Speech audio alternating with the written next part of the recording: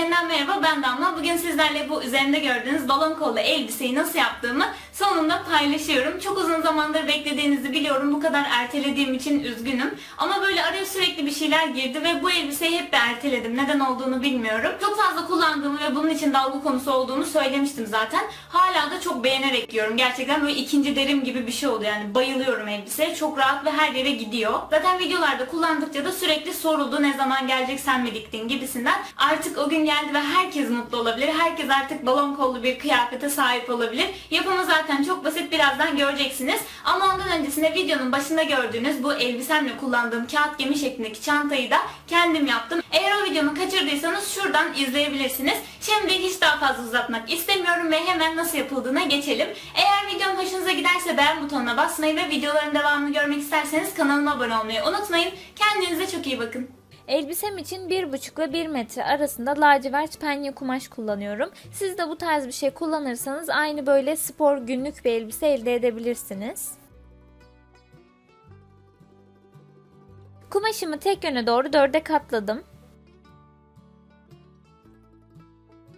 Kalıp olarak bir tişörtümü kullanacağım. Herhangi bir kıyafetinizi kullanabilirsiniz. Önemli değil. Elbise de kullanabilirsiniz. Tişört de kullanabilirsiniz. Askılı da kullanabilirsiniz. Öncelikle tişörtümü ikiye katlayıp kat yerinden kumaşımın kat yerine yerleştiriyorum. Daha sonra omzundan itibaren elbiseyi yapmak istediğim boyutu mezromla ölçüp işaretliyorum ve daha sonra oradan kesiyorum. Yaka açıklığını ve omzu kesiyorum. Omzu ileriye doğru devam ettiriyorum aynı şekilde. Çünkü düşük omuz keseceğiz. Daha sonra eteğin ucundan çam bir şekilde bele doğru daraltarak kesiyorum. Ve kol altına geldiğimde hafif bir kıvrım veriyorum. Daha sonra orayı da dümdüz bir şekilde omuz çizgisiyle birleştiriyorum. Parçalarından bir tanesini ayırıp diğerinin yakasına oyuyorum. Ve omuz kısmından da birazcık tıraşlıyorum 1 santim kadar. Parçalarımı yüzleri birbirine bakacak şekilde üst üste yerleştiriyorum.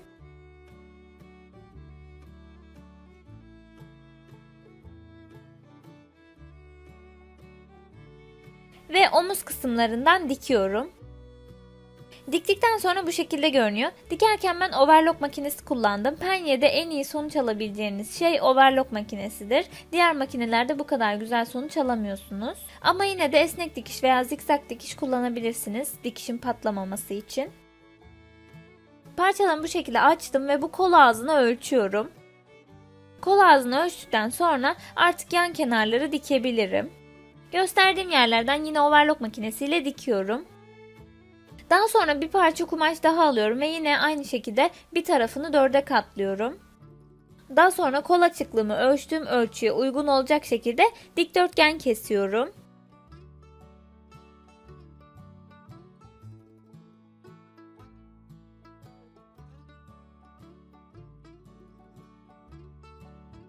Bunlar benim kol parçalarım olacak. Ama tabii ki üstlerine bir balon efekti vermek için farklı bir kumaş kullanıyorum. Bunun için poplin kumaş kullandım. Ben lacivert çizgili çok tatlı bir kumaş olduğunu düşünüyorum. Çok küçük bir parça vardı elimde ve bu şekilde değerlendirmek istedim. Kol parçamdan daha geniş olacak şekilde düzgün yamuklar kesiyorum. Bir tık da uzun olması gerekiyor. Burası da çok önemli. Kumaşım şu anda 4 kat, yani 4 parça kesiyorum.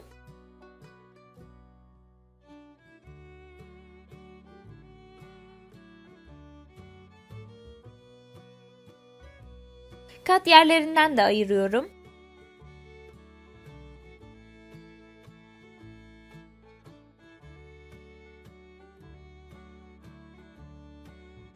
Ve parçalarımı kestikten sonra ikişerli halde yüzleri birbirine bakacak şekilde üst üste yerleştiriyorum ve kenar kısımlarından dikiyorum.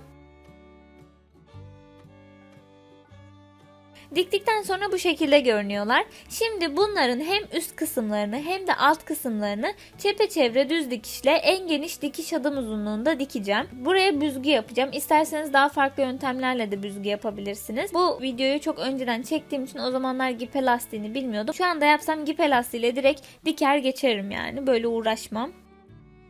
Gördüğünüz gibi düz dikişe diktikten sonra alt ipimi çeke çeke büzgü oluşturuyorum. Kol parçamın genişliğine uygun olacak şekilde sürekli kontrol ederek yapıyorum bunu. Bu arada kol parçamı da dikine doğru diktim, fark ettiyseniz orayı göstermeyi unutmuşum.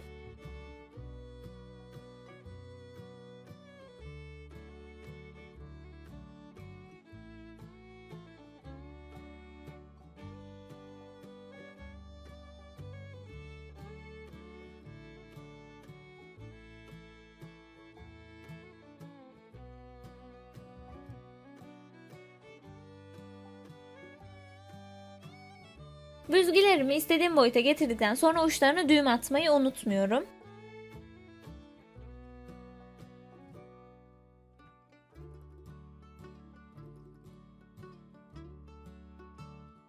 Daha sonra kol parçamın tersi bana bakacak şekilde bu balon kolumun üstüne giydiriyorum. Ve bir kenarından çepeçevre dikiyorum. Diktikten sonra bu şekilde görünüyor.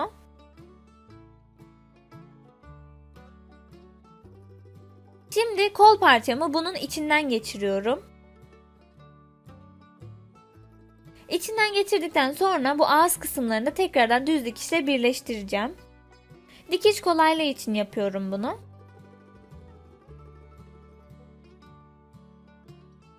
Kolumu birleştirdikten sonra bu şekilde görünüyor. Şimdi elbiseme geçirmeye geldi sıra.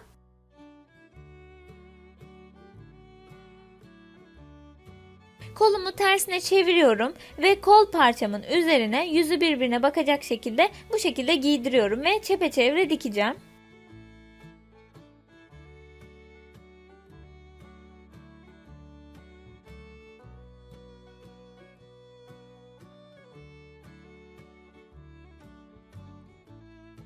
Kollarımı diktikten sonra düzüne çeviriyorum ve bu şekilde balon kolumuzu hazırlamış olduk. Şimdi gelelim yaka kısmına. Yakayı nasıl profesyonel bir şekilde böyle ribanalı nasıl yaptığımı zaten tişört videomda göstermiştim ama burada da aynı tekniği kullanıyorum. Yakamın ölçüsünü alıyorum ve aldığım ölçüyü 0.7 ile çarpıyorum.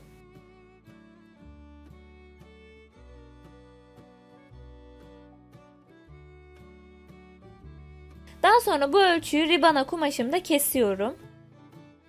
Kalınlığı ise yakayı yapmak istediğiniz kalınlığın 2 katından bir tık daha fazla olması gerekiyor. Parçamı kestikten sonra yüzü birbirine bakacak şekilde ucundan dikiyorum.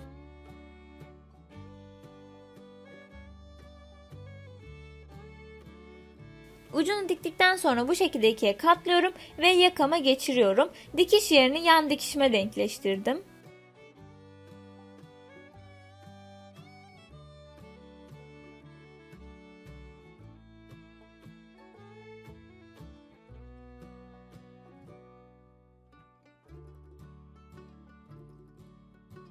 Burayı çeke çeke çepeçevre dikeceğim. İlginç bir cümle oldu sanki. Diktikten sonra bu şekilde görünüyor. 0.7 ile çarptığımız için ribana yakaya tam olarak oturuyor ve çok profesyonel bir görüntü sağlıyor. En son olarak da elbisemin alt kısmını içeriye kıvırarak dikiyorum. Penyelerde çok fazla içe kıvrılma olduğu için ben ilk önce ucuna overlock çektim. Daha sonradan düz dikişle diktim.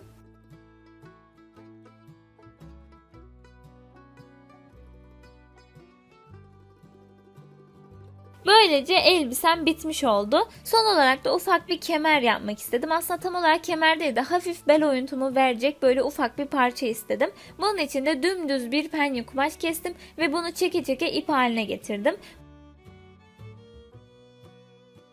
Bunu gayet belime bağlayarak kullanıyorum. Zaten günlük bir elbise olduğu için çok güzel kaldırıyor diye düşünüyorum.